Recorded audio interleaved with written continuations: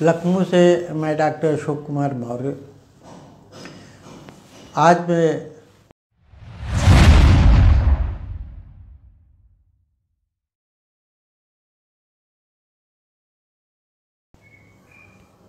Dilution पर बात कर रहा हूँ। डाइल्यूशन मुख्यतः 3 प्रकार के होते हैं: डिसिमल स्केल, सेंटीसिमल स्केल और 50सिमल स्केल,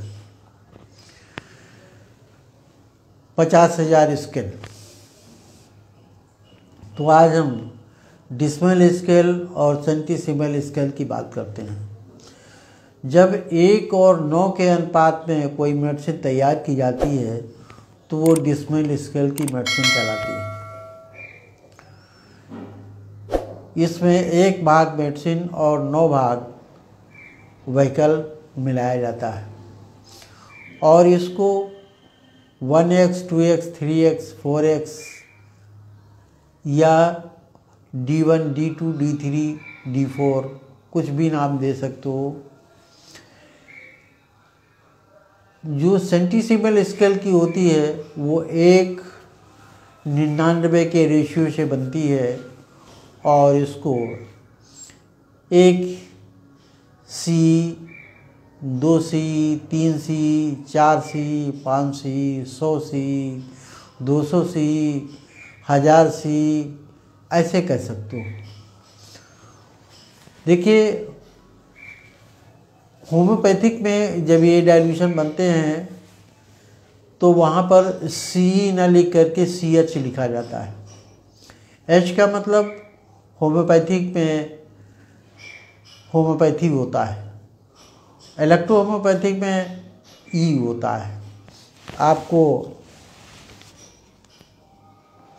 ये नया वर्जन है, पहले CH लिख करके आता है। ये देखिए, एक मेडिसिन हमारे पास में है, ये देखिए इसमें लिखा हुआ है 200C, कहीं कहीं पर 200CH भी आप लिखा हुआ देखते होंगे।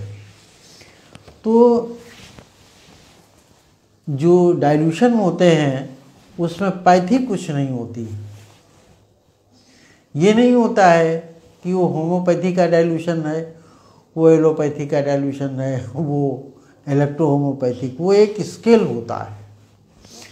अगर कैलकुलेटर है उसको चाहे आप किसी विषय को गणना करने में लगा दीजिए, वो गणना करके ही देगा। इसी तरीके से डाइल्यूशन किसी पैथी का नहीं होता है, डाइल्यूशन ये गणना है। दूसरी चीज़ ये कि कुछ लोग जो डाइल्यूशन बनाते हैं वो डिसिमल स्केल और सेंटीसिमल स्केल को मिक्स करके बनाते हैं। दवा तो काम करेगी लेकिन उसका वैज्ञानिक आधार नहीं होता है। क्यों? देखिए,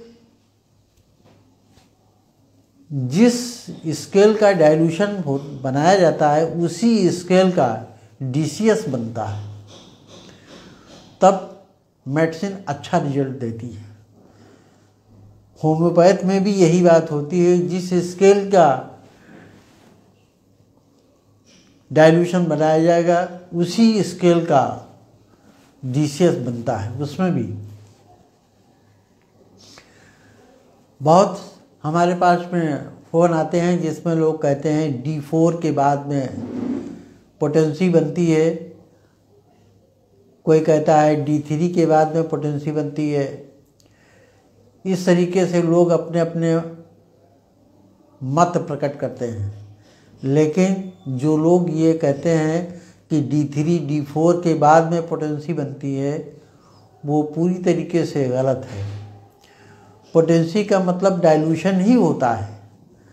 कुछ लोग ये कहते हैं कि जो D3 के बाद में डाइल्यूशन बनते हैं उनको पोटेंसी कहा जाता है।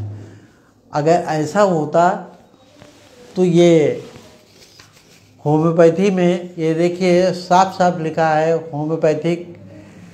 होम्योपैथिक मेडिसिन इसके ऊपर लिखा है लिक्विड डाइल्यूशन, जबकि ये मेडिसिन 200 नंबर की है। ये हमने आपको दिखाने के लिए ये मेडिसिन दिखाई है। हमारे यहाँ इस मेडिसिन का कोई उपयोग नहीं है। आप लोग ये समझने लगते हैं कि ये होम्योपैथिक मेडिसिन कहाँ से आ गई।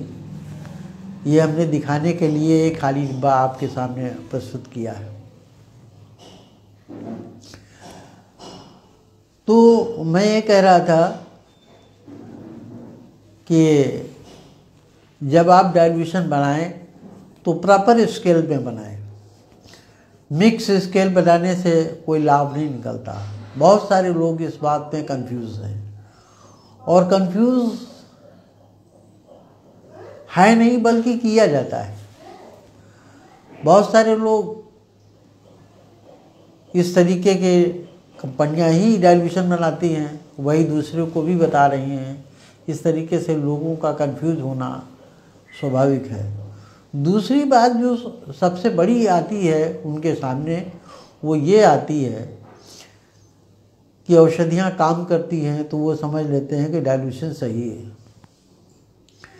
देखिए, औषधि तो काम करेगी, आप डाइल्यूशन नहीं बनाएंगे तब भी काम करती है, जैसे आयुर्वेद में काम करती है। डाइल्यूशन नहीं बनाते हम लोग, एलोपैथ में डाइल्यूशन नहीं बनता है, औषधियाँ काम करती हैं।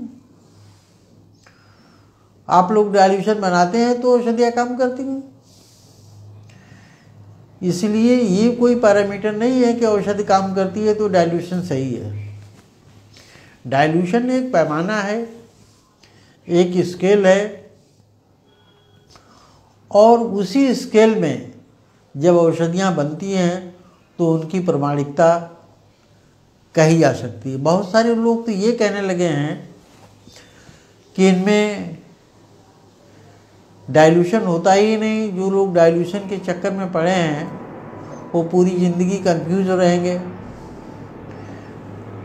लेकिन स्वयं डाइल्यूशन इस्तेमाल करते हैं। जब आप D3 की बात करते हो तो डाइल्यूशन ही है, D2 की बात करते हो तो डाइल्यूशन ही है, D1 की बात करते हो तो डाइल्यूशन ही है।